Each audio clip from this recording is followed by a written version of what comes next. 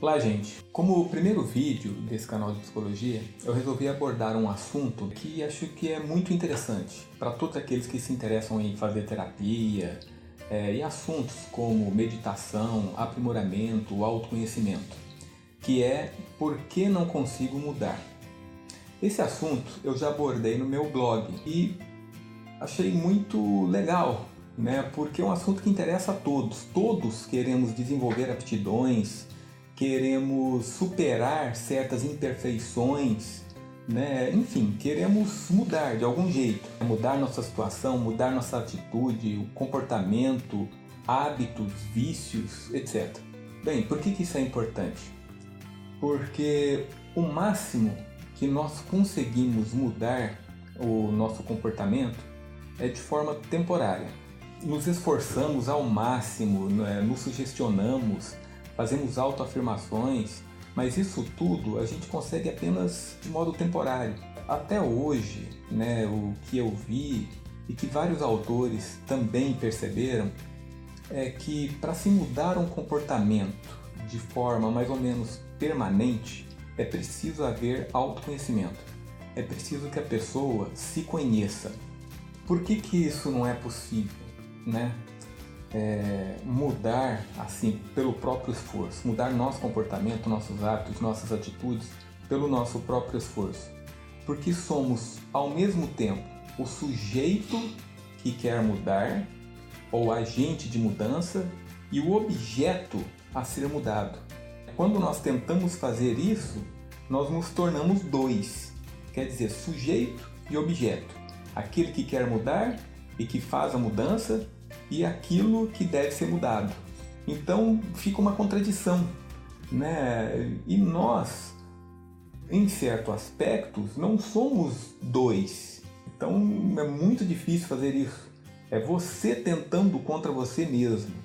Há uma frase do Carl Rogers, né, em que ele diz o seguinte: o paradoxo curioso é que quando eu me aceito como sou, então eu mudo. É interessante essa frase. Se a gente for levar para terapia, a gente pode perceber o quanto ela é verdadeira. Por quê? Quando o cliente chega para terapia, né, toda pessoa que chega para psicoterapia, ela quer mudança na sua vida.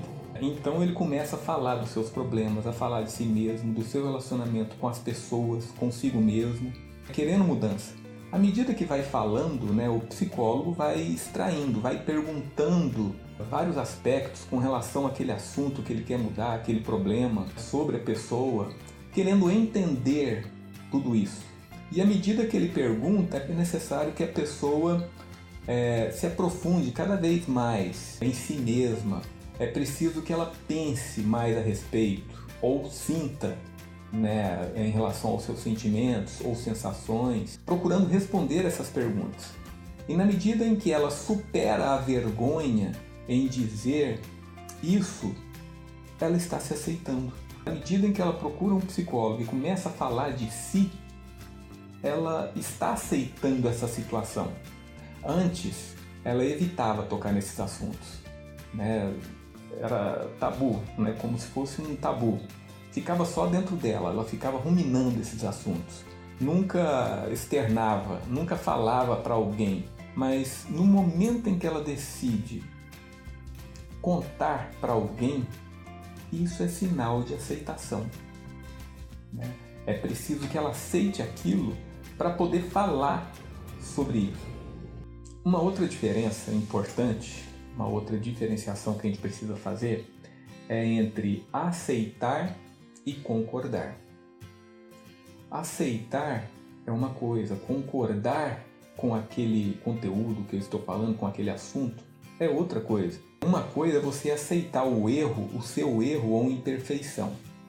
Aceitar é no sentido de constatar que aquilo está em você. É você aceitar, eu tenho isso, eu tenho esse erro. É você se render ao erro ou imperfeição. Agora, já concordar com esse erro ou imperfeição significa você executar o erro voluntariamente, porque você quer.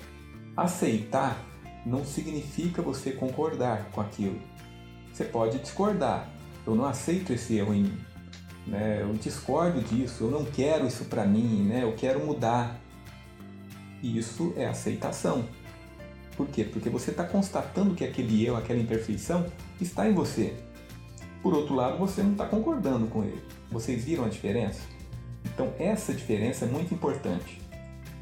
Geralmente, o ser humano evita aceitar os seus erros ou imperfeições com medo de concordar e acabar executando aquilo. Então, é mais fácil ele não tomar conhecimento, né? Eu evito, eu deixo aquilo escondido de mim mesmo, eu não sou isso, ele nega o erro ou defeito em si mesmo para evitar executar aquilo, porque aí fica mais fácil, né? Então, ora, se eu não sou aquilo, se eu não tenho esse erro, então eu não vou executar, não vou fazer, não vou proceder dessa maneira.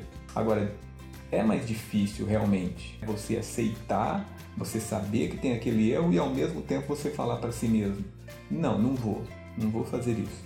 Mas é a maneira mais correta de se fazer as coisas, de se proceder psicologicamente. Porque aí você, consciente do seu erro, você pode mudar. Você pode se mudar. Você pode escolher entre fazer ou não fazer. Uma frase do Jung que eu gosto muito e que concorda com essa frase de Rogers que eu acabei de citar é: aquilo a que você resiste, persiste. Aquilo a que a gente resiste em nós mesmos, aquilo que nós resistimos em aceitar, acaba persistindo. É como uma mola, sabe? Uma mola que você comprime contra a parede. Na medida em que você está bem disposto, está com energia, você consegue manter a mola comprimida. É como se você pegasse um erro seu e comprimisse contra a parede, né? Seria a mola. Só que a gente acaba se cansando. E na medida que a gente se cansa, essa mola acaba se distendendo novamente, nós ficamos fracos e ela volta ao normal. E aí assim que a gente recupera a força, voltamos. E é assim que todo ser humano faz, com seus erros e imperfeições. Ele comprime os seus erros, né, as suas imperfeições, e com o tempo eles acabam voltando ao normal. E ele precisa sempre tentar de novo. Outro aspecto, né, com relação a isso é que o bem e o mal são relativos. Como assim? Não existe nada que seja puramente mal ou puramente bem. Aquilo que é muito bom em determinadas circunstâncias, se empregado em determinado tempo, que não é o regular, o normal para aquilo, acaba se tornando mal. E aquilo que é mal, se empregado com consciência, no tempo certo, no lugar certo, acaba se tornando um bem. Muita gente, por exemplo, critica a internet.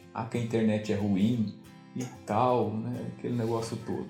Há um tempo atrás, né, muita gente criticava a TV, né, ou vários outros equipamentos tecnológicos.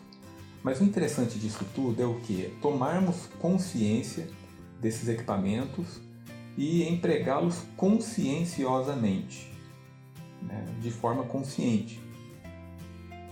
Então, uma faca, ela pode tanto matar quanto ser empregada para cortar alimentos, né? A mesma coisa ocorre com qualquer aspecto, qualquer conteúdo que a gente usa, né?